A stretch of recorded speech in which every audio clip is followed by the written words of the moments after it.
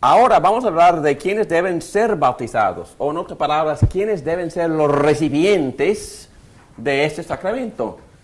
Hoy en día los bautistas dicen, y respetamos mucho a los bautistas, son mis hermanos en Cristo, son mis padres en Cristo, en serio, son mis mentores y maestros en Cristo, los que me han discipulado, entonces los respeto muchísimo.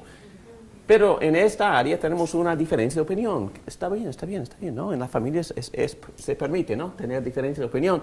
Dicen que solo el bautismo es para los que tienen suficiente madurez y conciencia para poder ser conscientes de lo que están haciendo cuando reciben el bautismo. En otras palabras, el enfoque está en lo que uno hace y en la profesión de fe y en el compromiso. Entendemos que hay textos que enseñan esto, no hay problema, pero nosotros vemos el énfasis principal en la Biblia es en lo que Dios hace.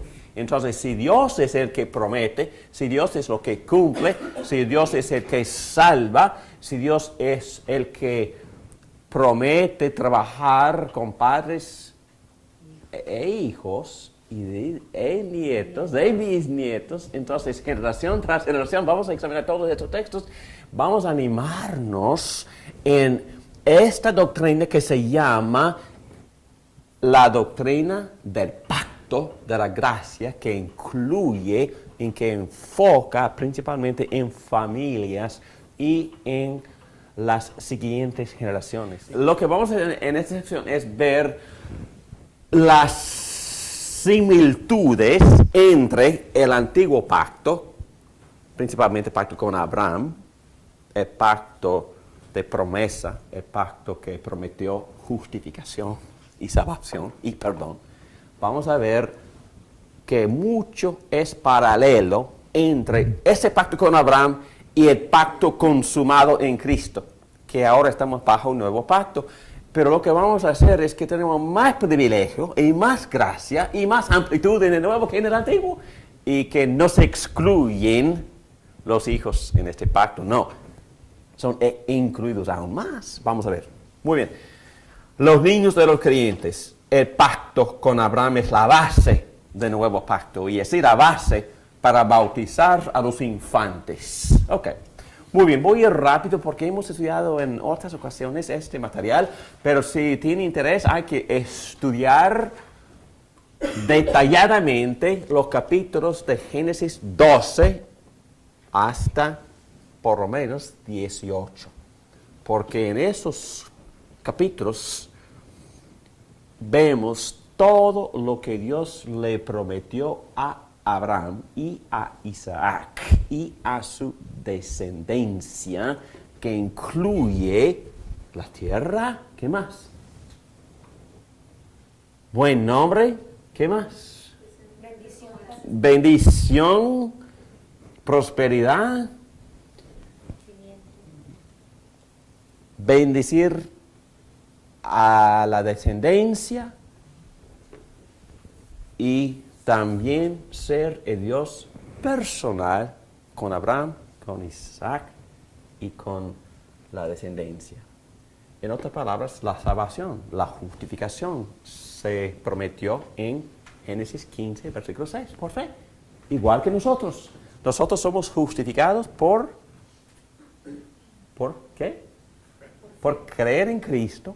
Y cuando creemos en Cristo, Dios nos imputa, en términos teológicos, la justicia o la rectitud de Cristo.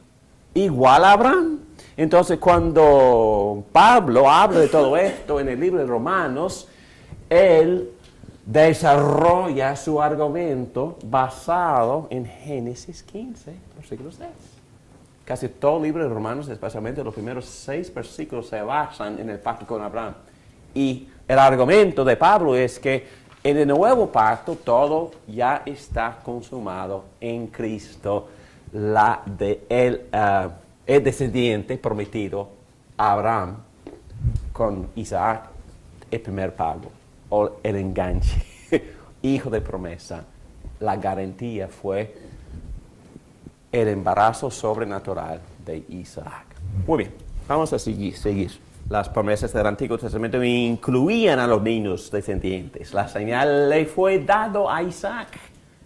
También vamos a demostrar que también el sacramento del bautismo que reemplazó la circuncisión debe ser dado también a los hijos. Ambos pactos son de la gracia. Ambos pactos comunican la gracia. Jesucristo es el corazón y la sustancia de ambos pactos, como dice Pablo en Gálatas 3:15. Pedro, si quieres ayudarme, a favor de leer en página 38, ese texto abajo, Gálatas 3:15 y 16. Hermanos, voy a ponerles un ejemplo. Aún en el caso de un pacto humano, nadie puede anularlo ni añadirle nada una vez que ha sido ratificado. Ahora bien, la promesa se le hicieron a Abraham y a su descendencia. La Escritura nos dice, y a los descendientes, como refiriéndose a muchos, sino a tu descendencia, dando a entender uno solo que es Cristo. Entonces, ¿quién es el corazón del pacto? Jesucristo. Jesucristo. Y es muy interesante que Pablo dice que las promesas se le hicieron a Abraham y a su descendencia. Y él dice que esa palabra en hebreo fue singular y no plural.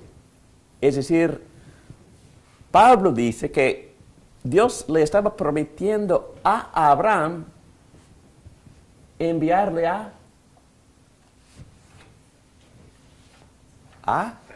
Jesucristo. Entonces, este hijo Isaac nada más es el hijo de promesa, anticipando el cumplimiento del pacto en Cristo. Muy bien. Entonces entendemos que el corazón y la esencia del antiguo pacto, anticipando a Cristo, la sustancia es la misma que encontramos en el nuevo pacto. Muy bien, página 39. Hay cierta unidad y continuidad entre el antiguo pacto y el nuevo pacto en Cristo. Y vemos que lo interesante es que el sacramento del antiguo pacto, ¿qué fue? La circuncisión y el bautismo, que es el sacramento del nuevo pacto, tienen el mismo significado. Señalan las mismas cosas. Sellan las mismas cosas. ¿Cuáles son? Pertenencia a Cristo, pertenencia al pueblo de Dios. ¿Qué más? La circuncisión en sí implica, ¿qué se implica? Identidad. Separación. Incluidos. Promesas. Y también limpieza. Limpieza. Entonces, obviamente no quisiéramos hablar de manera grosera, pero la semana pasada estudiamos el hecho de que fue un acto de cirugía protegiendo el órgano que reproduce. Entonces, limpieza. Entonces, y Cristo, aún en Colosenses, vamos a ir allá, Colosenses 2, Él se refiere a su sacrificio en la cruz como una gran circuncisión. Pablo dijo eso en Colosenses 2:12. Cristo, cuando estaba a punto de ser arrestado y crucificado, dijo, hay un gran bautismo bajo el cual tengo que sujetarme. Entonces, bautismo y circuncisión, ambos sacramentos hacen referencia a la cruz de Cristo que limpia, que nos lava del pecado. Interesante, ¿no? Entonces, yo podría hacer una lista de todas las cosas señaladas por la circuncisión y otra lista de todas las cosas señaladas por el bautismo en la misma lista. Lavamiento, pertenencia, compromiso. El corazón renovado y regenerado. los dos sacramentos y entendemos, especialmente por Colosenses 2, 11, 12, que el bautismo reemplazó, como señal y sello de pacto, reemplazó la circuncisión. Otro punto. Dios tiene relaciones con individuos y con familias.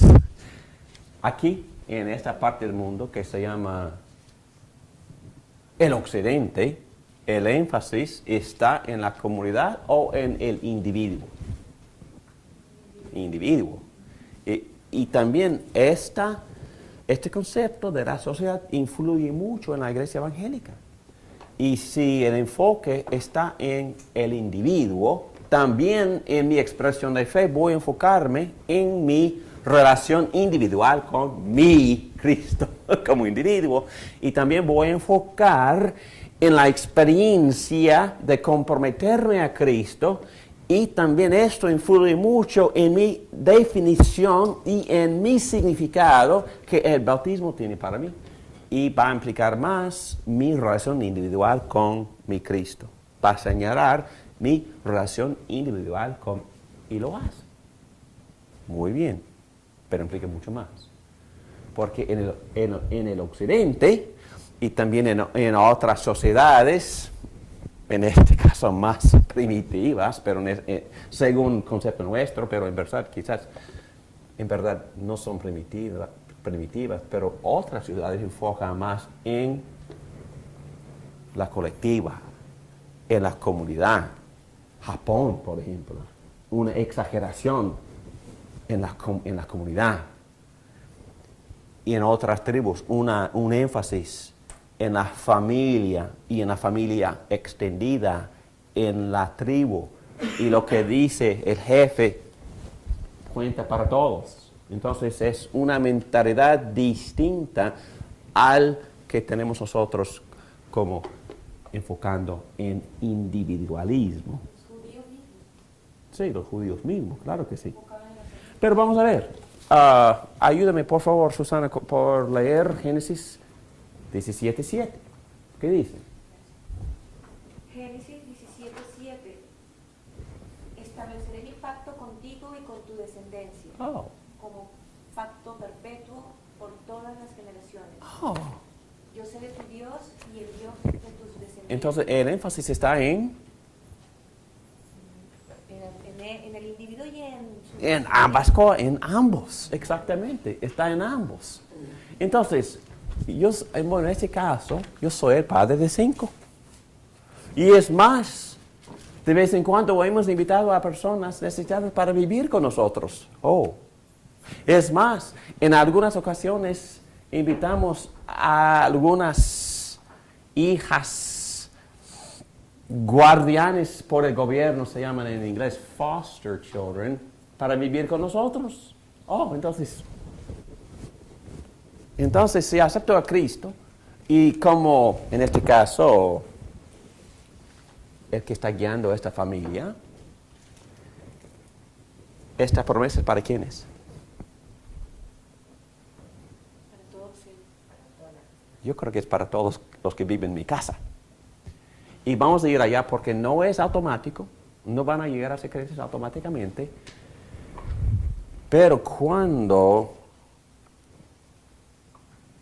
Abraham fue circuncidado, Dios le mandó que circuncidara ¿a quiénes? A todos. A todos los varones Todos los varones. viviendo en su casa. Hijos, siervos y hasta extranjeros que vinieron, que quisieron identificarse con esta familia, tuvieron que ser circuncidados. ¿Qué cosa?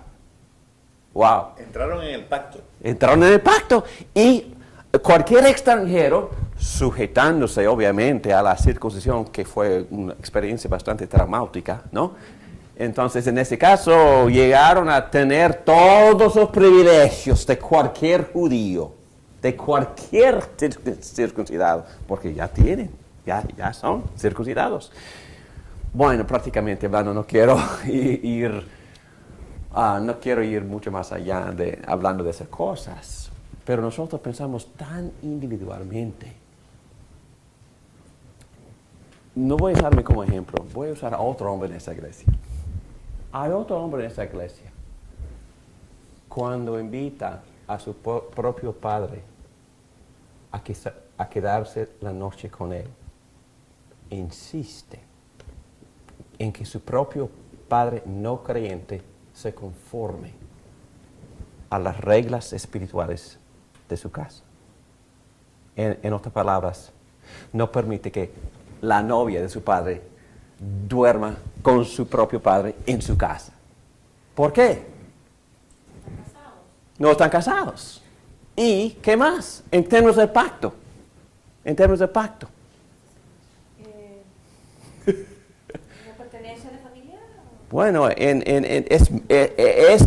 la promesa, vamos a ver esto más en el Nuevo Testamento, pero la promesa es para mí y para mi oikos. Yo en mi casa te servirá. Sí, el pacto de Dios no está únicamente conmigo, está con mi casa. En griego la palabra es oikos. La palabra oikos casi no tiene traducción en inglés.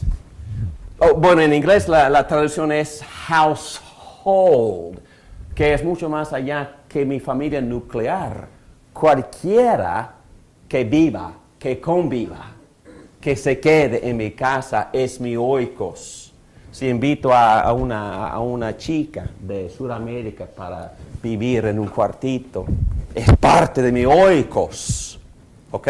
Y si vienen mis propios parientes para quedarse la noche conmigo, son parte de mi oikos. Y cuando Pedro predicó y cuando Pablo predicó en Filipo y Lidia creyó el Evangelio, dice que cuando ella creyó y recibió el bautismo, fue bautizada ella y todos sus oikos. Y quién sabe quiénes se incluían en sus oikos. Obviamente sus hijos, quizás sus siervos y siervas, quién sabe.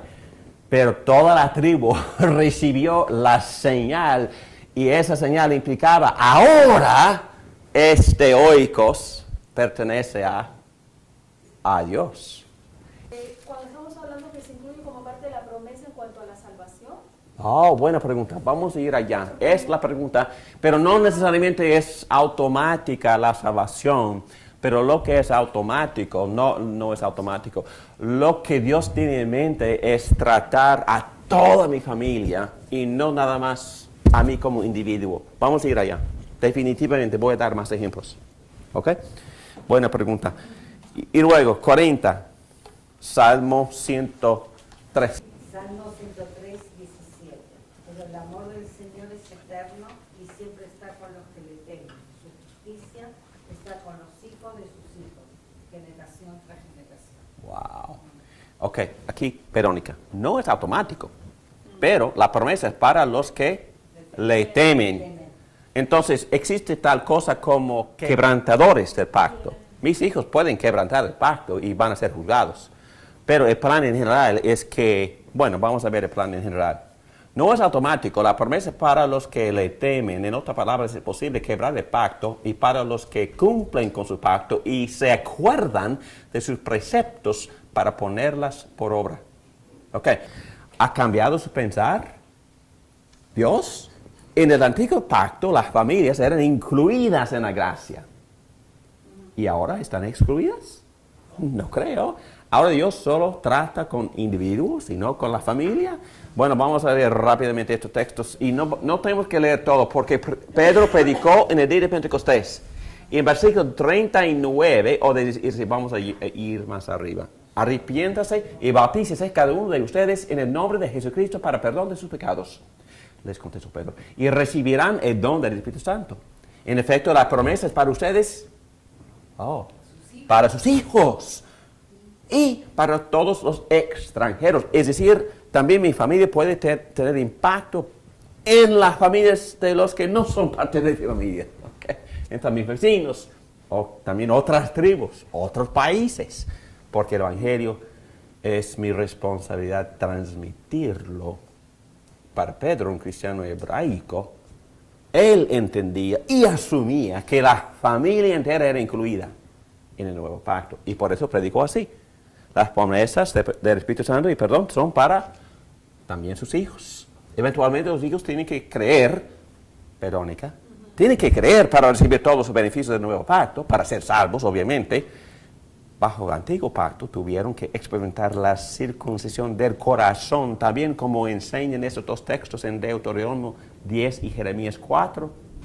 No simplemente recibir la señal, tenían la responsabilidad de creer.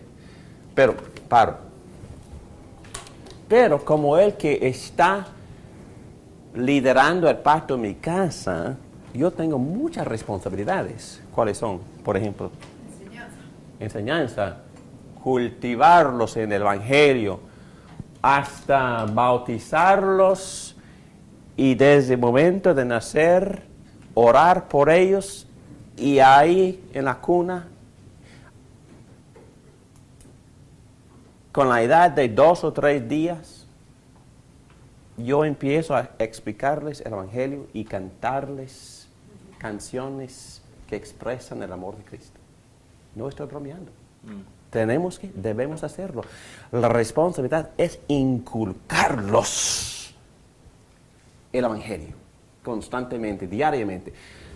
Esto se enseña en el antiguo pacto, Deuteronomio 6, todo el capítulo.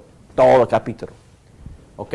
Y también bajo el nuevo pacto, Efesios 6, el primer párrafo, versículos 1 a 4. Tengo responsabilidades. Es más,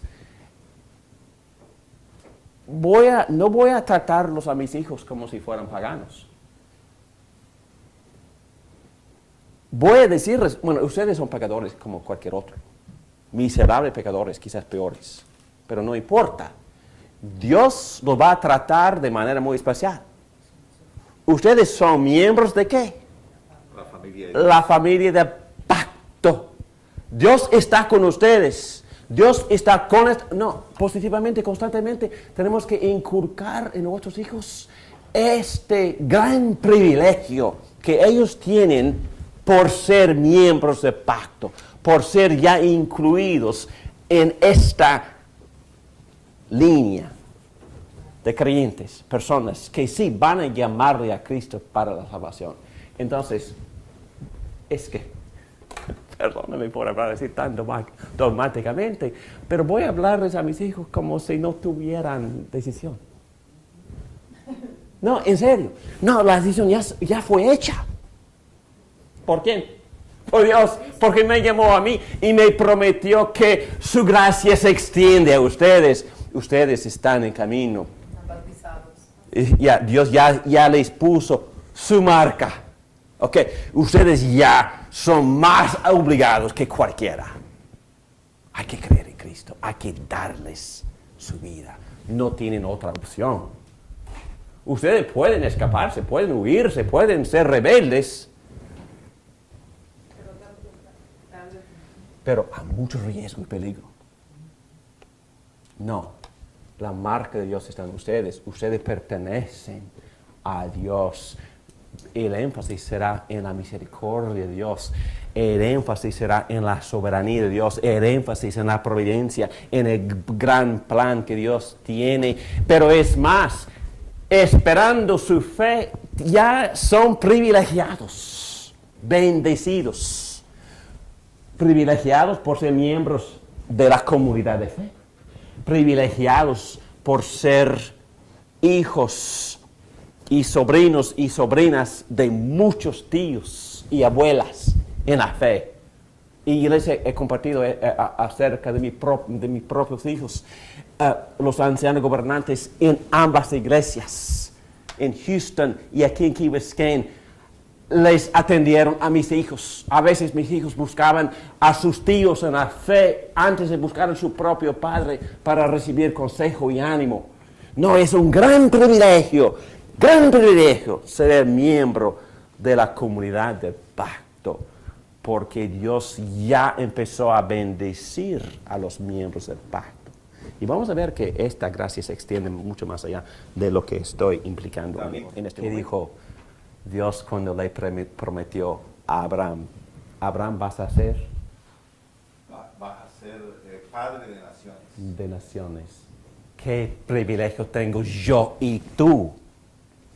Porque las bendiciones que Dios va a extender a través de este rey, que tiene ya gran nombre, que fue parte de la promesa, Pedro tiene un gran nombre para tener influencia en sus hijos, en sus nietos, en sus bisnietos y en sus nueras. Fíjate que Jacob, como bendijo a todos sus hijos, Exacto. le dio la bendición a todos. ¿Y podemos hacer esto hoy en día? Sí. ¿Sabe qué? Cuando nosotros saldremos de nuestra casa, siendo jóvenes adultos, para volver a nuestras casas después de visitar a mis padres, nunca jamás no saldrían de la casa sin Ser bendecido. la bendición de mi Padre. Y qué preciosa. No, que jamás saldremos sin esa bendición. Y mi Padre siempre nos agrupó y oró por nosotros. Y cuando mi Padre oró por nosotros, fue una experiencia tremenda. Y salíamos muy bendecidos. Otra cosita. Mi Padre me vencía así toda mi vida. Y cuando él estaba a punto de morir, las últimas palabras que él me dijo por teléfono, y nunca hablé otra vez con él. ¿Qué dijo? En inglés, bless you, my son. Que Dios le bendiga, mi hijo.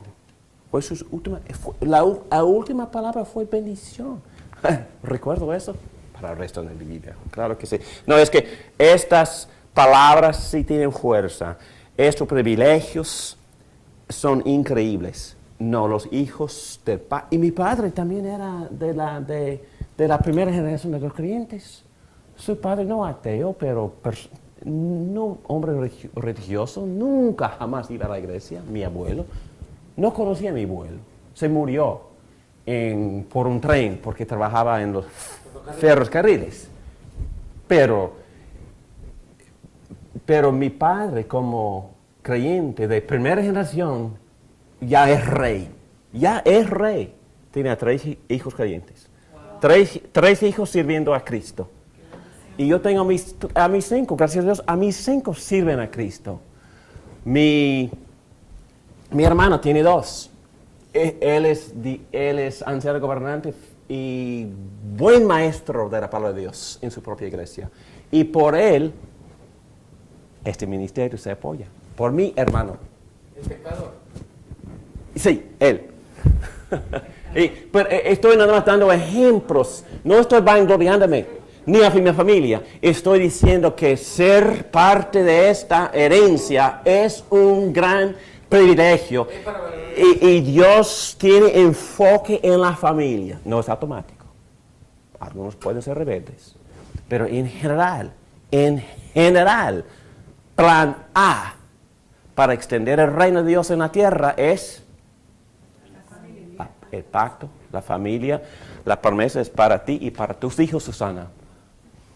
Y el pacto, las promesas son para ti y para tus hijos y para tus vecinos a través de las bendiciones que tú les extiendes. Entonces, el parte del pacto es increíble y muy bendecido. Para los que nos siguen y nuestros padres no. Oh, buena pregunta. Dios es tan misericordioso. A veces el pacto viaja sideways. No, a veces viaja hermano a hermana. A veces se retrocede. Va para con los padres. A veces el hijo gana a Cristo a sus abuelos. A veces los hijos, true story, ustedes fueron a Alabama, ¿verdad? Conocimos al pastor de esa iglesia, se llama Harry Reeder. Harry Reeder era el pastor aquí de la iglesia en Miami que se llama Crossbridge. Antes se llamaba Manuel. Harry Reeder, pastor, hijo de padres divorciados. divorciados. Harry Reeder compartió el evangelio con su mamá, aceptó a Cristo. Harry Reeder compartió, retrocediendo el pacto, a su padre, aceptó a Cristo. Harry Reeder aconsejó a sus padres, se reconciliaron. Harry Reeder ofició la boda de sus propios padres. Qué cosa, ¿no? Harry Reeder, el pastor que ustedes conocieron ahí en Alabama. Y estoy diciendo que la gracia de Dios es que no tiene fin, no tiene límite. Sí va backwards, retrocediendo a los padres, claro que sí. Y también puede brincar una generación, ¿no? Como en este caso, Elizabeth ya ganó a Cristo a sus nietos, las nietas. Y están con una fe ferviente, ¿verdad? Y ya son miembros del pacto. Qué bueno, ¿no? Increíble. Ok, pero es mucho más.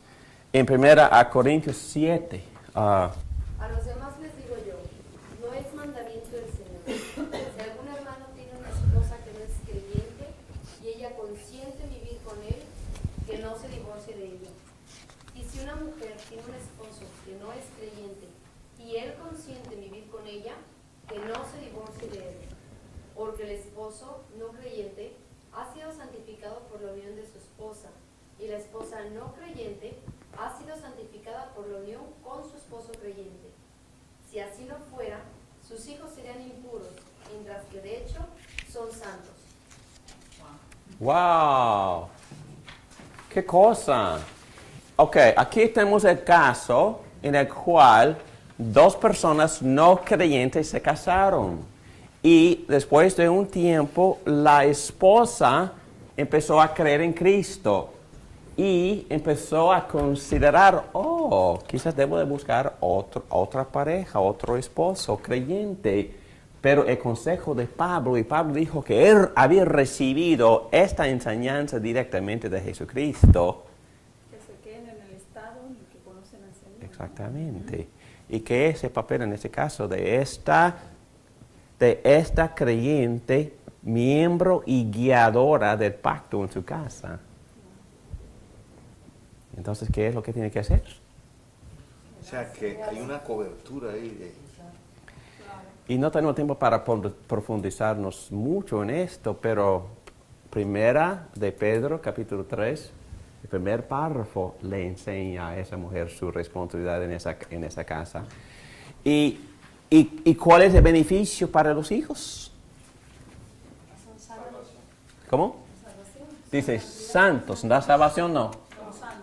Santos. Y la palabra santo es la misma palabra traducida santificadas. Y bíblicamente santificar quiere decir, ¿qué significa esa palabra santificar o ser santo? Ser apartado para Dios. Ser apartado para Dios. Y en la Biblia, aún en el Antiguo Testamento, los utensilios también se santificaron. Por uso único para Dios. Sí, un shovel, ¿cómo se llama?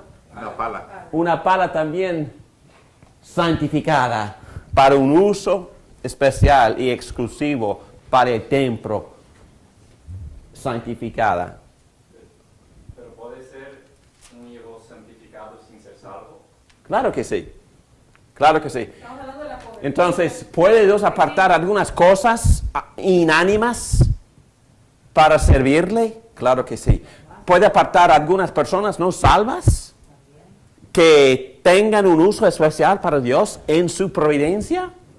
Bueno, todos los días. Muchas personas no creyentes están utilizadas por Dios en su providencia. Muchos reyes, dice la Biblia, ¿verdad? Muchos gobernadores, muchos policías, por ejemplo, muchos soldados del ejército dicen que son llamados por Dios para un uso especial. En este caso, la palabra santificación puede ser usada en referencia o con referencia a esas personas. Pero en este caso, santo o santificado no necesariamente implica salvados. Sí, porque normalmente la palabra es usada con referencia a nuestra santificación en Jesucristo, En o algo así, a los creyentes, ¿no?